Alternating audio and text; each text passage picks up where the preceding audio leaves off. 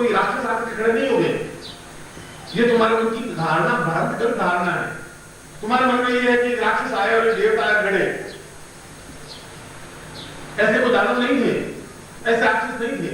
राक्षस थे जब उनमें आसुरी प्रवृत्तियां आ जाती थी, वो जूझते थे, संघर्ष करते थे। आज हम भी संघर्ष करते हैं, गुरु पूर्णिमा वाले संघर्ष करते हैं, जाए नहीं जाए, पति कहती जाना नहीं है, और फिर वो खुद कहता है जाना है, वो कहता है कैसे जाएंगे, रिजर्वेशन नहीं है। ये युद्ध है, वो युद्ध देवासुर संग्राम युद्ध वही नहीं होता था, युद्ध तो आज भी है। उस युद्ध में या तो देवता विजय हो जाते हैं या व्यक्ति विजय हो जाते हैं। और जब व्यक्ति विजय होने लग जाए, जब तुम्हारी आसुरी प्रवृत्तियां ज्यादा आगे होने लग जाए, तब स्वयं शिवलिंग के पास पहुंच जाना चाहिए, जिस प्रकार तुम पहुंचे। कभी कभी जीवन में युद्ध तो आएगा ही, और युद्ध आता ही है, हर क्षण आता है। आर्थिक दृष्टिकोण से युद्ध होता है, जीवन की न्यूनताओं के दृष्टिकोण से युद्ध होता है। मैंने कहा कि मन की सारी चेतनाओं के माध्यम से युद्ध होता है। तब यहाँ एक स्वयं शिवलिंग प्रकट हुए, जो कि तुम उस शिवलिंग को जाके देखो, वो अपने आप में एक विराट शिवलिंग है। ऐसा शिवलिंग जो 5 जगह से टेढ़ा मेढ़ा होते हुए भी उसमें से पूरी लपट दिखाई देती है, और पूरे शिवलिंग पर सैकड़ों श्री यंत्र अंकित है, स्वयंभू। एक तो नहीं, 108 श्री यंत्र के पूरे आकार अंकित है। ऐसा शिवलिंग तो देखा ही नहीं गया, सुना ही नहीं गया, समझा ही नहीं गया। वो देवताओं का पहली बार इच्छा पूरी हुई, पहली बार एहसास हुआ कि हम जीवन में पूर्णता प्राप्त कर सकते हैं, पहली बार एहसास हुआ कि जीवन में अनुकूलता प्राप्त कर सकते हैं, पहली बार अनुकूलता हुई कि उस भगवान शिव की जटाओं में गंगा रहती हुई भी पूर्ण चेतना नम्रता के माध्यम से ही प्राप्त हो सकती है। गंगा स्नान करने के बाद में जब तक नम्रता और नर्मदा का स्नान नहीं हो पाता, जब तक हम उस जल को भगवान शिव को नहीं ला सकते, तब तक जीवन में पूर्णता आ ही नहीं सकती। क्योंकि नर्मदा पूर्ण रूप से भक्ति और चेतना और वैराग्य की प्रतीक देवी। हमारे जीवन में भक्ति का उदय हो, हमारे जीवन में शुद्धता का उदय हो, क्योंकि वो शुद्धता और चेतना पैदा होने पर ही हम देवता पर विजय प्राप्त कर सकेंगे। हम जीवन में एक श्रेष्ठता प्राप्त कर सकेंगे, हम जीवन में एक पूर्णता प्राप्त कर सकेंगे। वह पूर्णता प्राप्त उस नर्मदा के किनारे पर बैठ करके ही पूर्णता प्राप्त हो सकती है। और मैं आज इस गुरु पूर्णिमा के अवसर पर अगर भगवान शिव इन तीनों कालों के प्रतिनिधित्व हैं, अगर ओंकारेश्वर ओंकार प्रणव है, उस तीनों को मिला करके ओम शब्द बनता है, और पूर्ण रूप से आसुरी प्रवृत्तियों पर विजय प्राप्त करने का बीज मंत्र, वो समस्त ब्रह्मांड का प्रतिनिधित्व मंत्र, और मां समस्त चेतनाओं को प्रतिनिधित्व करने का मंत्र, और तीनों मंत्रों का समावेश में समावेश है, इसीलिए इसका ओंकार शब्द बना। मगर शिव पुराण में कहा है कि सौराष्ट्र सोमनाथम च श्रीशैले मल्लिकार्जुनम उज्जैन महाकालम ओंकारम ममलेश्वरम। तो क्या ममलेश्वर अपने आप में अत्यंत महत्वपूर्ण है? ममलेश्वर तो गांव का नाम था। यह गांव जिस गांव में तुम आज आए हो, यह ओंकारेश्वर गांव का नाम बाद में पड़ा है। इस ममलेश्वर गांव में जो ज्योतिर्लिंग है वह ओंकारेश्वर है। ममलेश्वर मंदिर तो बाद में स्थापना हुई, इसलिए उस ओंकार के प्रणव में उस ज्योतिर्लिंग के दर्शन करने से, उस ज्योतिर्लिंग का पूर्ण पूजन विधि विधान करने से, इसका पूजन विधान अपने आप में अद्वितीय है, अद्वितम है। उस विधान से कर नहीं सकते। रुद्राभिषेक के माध्यम से इसका पूजन संभव नहीं है, उचित भी नहीं है, अनुकूल भी नहीं है, सही भी नहीं है, प्रामाणिक भी नहीं है। ऐसा हो नहीं सकता। मैं यहाँ पर 6 साल रहा हूँ इसी क्षेत्र में, पूरा विंध्याचल के क्षेत्र में, सतपुड़ा की पहाड़ियों में, और यहाँ के एक स्थान को, एक जगह को, क्षण को देखा है, अनुभव किया है। और मैं देखा है कि यह स्थान अपने आप में पूर्ण प्राकृतिक और हरियाली से आच्छादित है, जो देखने लायक है। यदि हम उस चीज को देखें, यदि हम ओंकारेश्वर के महत्व को समझें, यदि इस प्रणव को समझें, यदि ओंकार ध्वनि के साथ पूरी 3 अवधियों को प्रज्वलित कर सके, और इसीलिए हमने, अगर वे 3 काल के प्रतिनिधि देवता हैं, यदि तीनों लोगों के प्रतिनिधि ओंकारेश्वर हैं, तो हमने भी 3 तारीख 3 दिन रखे हैं, आज का दिन, कल का दिन और परसों का दिन। और तीनों दिनों में 3 अवधियों को प्रकट करते हुए हम स्वयं चाहते हैं कि हम स्वयं बन सके, अपने आप में लपट पैदा कर सके, चेतना पैदा कर सके, रोशनी पैदा कर सके, दुनिया में एक रोशनी स्थापित कर सके। मैं ऐसा ही तुम्हारे साथ ऐसा करूंगा।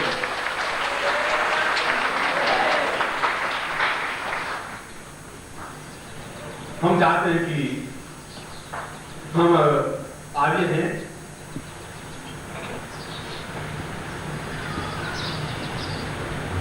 तो आगे बने रहे, और यदि हम देवपुत्र हैं, देवपुत्र बने रहे, और यदि देवताओं को दानवों से युद्ध करना पड़ा है तो हमको भी करना पड़ रहा है, मिटा नहीं है युद्ध। ये देवताओं दानवों को युद्ध मिट भी नहीं सकता, क्योंकि दानव बराबर देवताओं पर प्रहार करेंगे ही, और दानव ज्यादा विजयी होते हैं, क्योंकि गलत बात बहुत ज्यादा जल्दी गले उतरती है। गाली देना बहुत आसान है, प्रशंसा करना बहुत मुश्किल है, पूजा करना बहुत कठिन काम है, किसी का अपमान आलोचना कर देना बहुत आसान है, किसी को दुष्ट कर देना बहुत मामूली बात है, किसी को मूर्ख कर देना बहुत मामूली बात है, उसको बुद्धिमान स्पष्ट करना, प्रमाणित करना बहुत कठिन काम है। तो मुझे गाली दे सकते हो, उसको आधा सेकंड लगेगा, मुझे शास्त्रार्थ करने में बहुत जोर लगेगा। दानव प्रवृत्ति तो व्यक्ति की मूल प्रवृत्ति है ही, वो दानव और देवताओं की शक्ति को स्थापित करना, संघर्ष करना है। उस संघर्ष में हो सकता है तुम्हारा दानव विजयी हो जाए, हो सकता है तुम्हारा देव विजयी हो जाए, ये तुम्हारे ऊपर निर्भर है। और निरंतर ऐसी क्रिया करनी चाहिए, मगर उस क्रिया में यह जरूरी है कि कोई ना कोई क्षण ऐसा आना चाहिए जिस समय तुम्हारे अंदर की तीनों अग्नियां प्रज्वलित हो सके।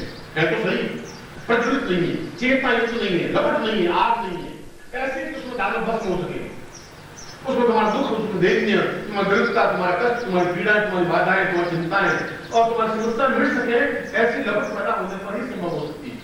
क्यों हमारे ऋषि इतने खड़ो पहने हुए, वृक्षण पहने हुए, इतने आनंद और मुक्ति के साथ रह सकते थे, हजारों लाखों व्यक्ति उनकी पूजा अर्चना करते थे, क्यों हम उनके पुत्र होकर के, उनके गोत्र होकर के, उनकी गोत्र होकर के इतने कमजोर असक्त क्यों हो गए?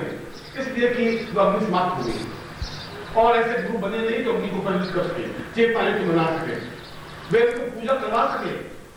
मैं पूजा करके आया हूं मंदिर में, ऐसी बात नहीं है, और उन्होंने जो भी पूजा करवाई वो अपने आप में पूर्ण विधान में तो होगी। मैं उनको और उनके भक्तों को सबको प्रणाम करता हूं, मगर यह तो पूर्ण दाक्षिणात्य है, क्योंकि शिव तो उत्तर भारत के देवता नहीं है, उत्तर भारत में तो कहीं शिव की वर्णन नहीं है। यह तो देवताओं और दानवों का वहां जो दक्षिण के उन राष्ट्रों का आपको संबंध हुआ तो वहां से देवता है, और हमारे जितने देवता है सब अलग किस्म के हैं, एक ढंग के हैं। शिव के अलावा जितना देवता है वे सभी सौम्य हैं, सुंदर हैं, मणिमाला पहनी हुई है, कौस्तुभ मणियां पहनी हुई है, पीतांबर पहने हुए हैं, और अंदर नीचे पूर्व हिमालय से निकलेगी नदी और दक्षिण में जाकर समुद्र में मिलेगी।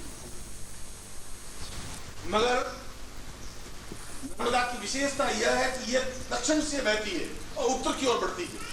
यह अपने आप में एक अलग सी बात है, बिल्कुल विपरीत है, उल्टी चलने वाली है, और इसलिए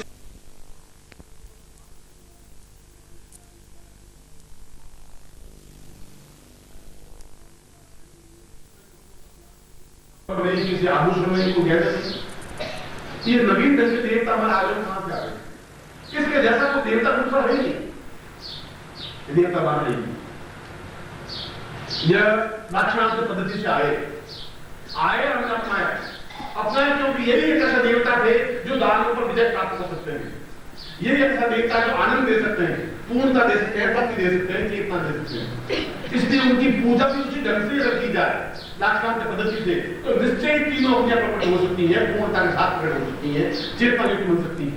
और यदि ऐसा हो जाए, ये तुम्हारे तीनों अग्नियां, तीनों लोग अंदर स्थापित हो सके, तुम्हारे शरीर में तुम खुद स्वयं बन सको, तो इससे बड़ा सौभाग्य और जीवन का कुछ सौभाग्य हो नहीं सकता। आने वाले गुरु, वर्तमान गुरु तुम्हारे इस ज्योति को स्थापन नहीं कर सकते, चेतना युक्त बना उनकी खुद में अपनी नहीं है, चेतना नहीं है, तो दूसरों को नहीं दे सकते। दिया दिए को जला सकता है, जो दिया बुझा हुआ है और लबालब भरा हुआ भी तेल से काम किया तो फिर रोशनी पैदा नहीं होती। तेल से भरा हुआ दिया काम का नहीं है, आधा खाली हो मगर रोशनी दे सकता हो, जला सकता हो, दूसरों को बराबर की रोशनी दे सकता हो, वक्त में आप दीपक है। और इस क्षेत्र में इस पंचभू शिवलिंग है, और शिवलिंग के ऊपर देखें तो 5 मंदिर है, एक ही मंदिर नहीं है।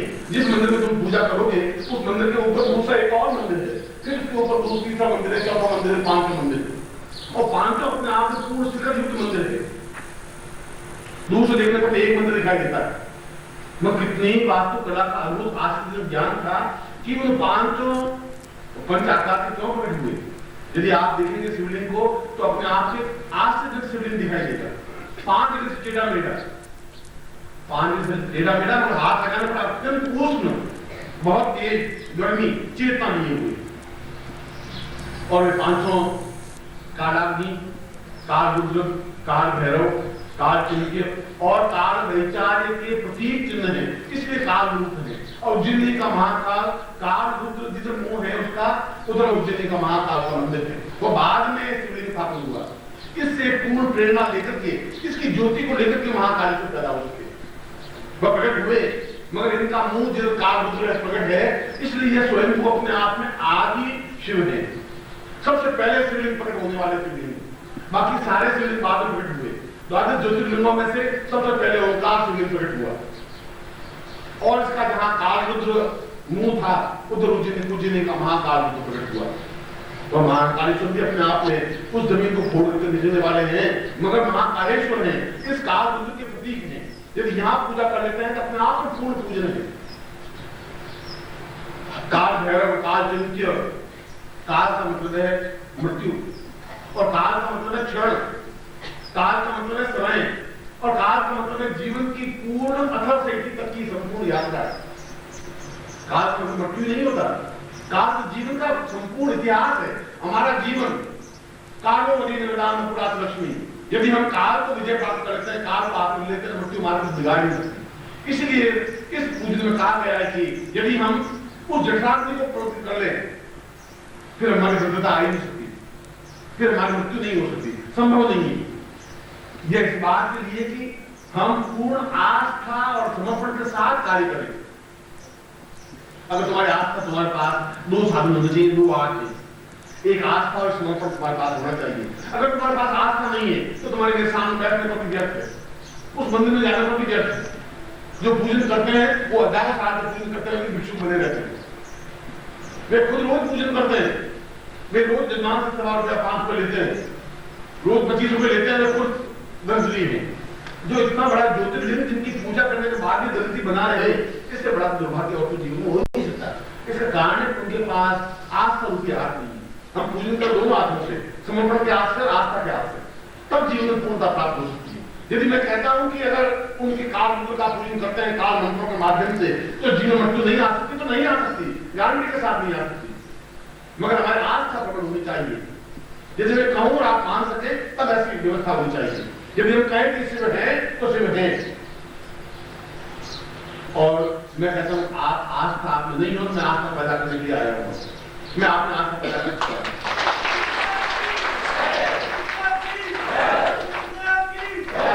आपकी जितनी आत्मिक प्रवृत्तियां हैं उनमें से बहुत न्यून मैं कर सका हूं।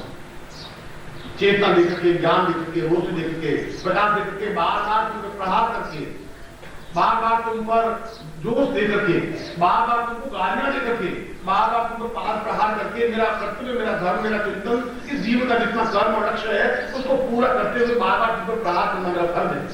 इसलिए कि मैं प्रहार तुम पर नहीं कर रहा हूँ, मैं गाली तुम्हें नहीं दे रहा हूँ, मैं तुम्हारे दानों की प्रवृत्ति को गाली दे रहा हूँ। मैं चाहता हूं कि तुम जीवन में वह कुछ बन सको। मैं चाहता हूं कि तीर्थ यात्राओं पर या तीर्थ स्थानों पर जब ये मैं शिविर लगाता हूं तो वहां की महत्ता वहां के लोग समझ सके, मेरे जाने के बाद उसका इतिहास बना रह सके, समझ में आ सके ये काल रुद्र 5 मुख किस क्यों है, ये पंच मुख वाला क्यों है, और ये 5 मुख है के शिवलिंग के तो दिशाएं 4 पूर्व पश्चिम उत्तर दक्षिण, और इन चारों दिशाओं में 4 शिवलिंग इसके प्रकट होने के बाद प्रकट हुए।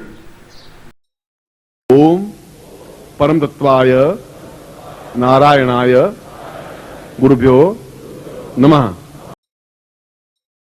ओम ह्रीं मम प्राण देह रोम प्रतिरोम चैतन्य जाग्रय ह्रीं ओम नमः।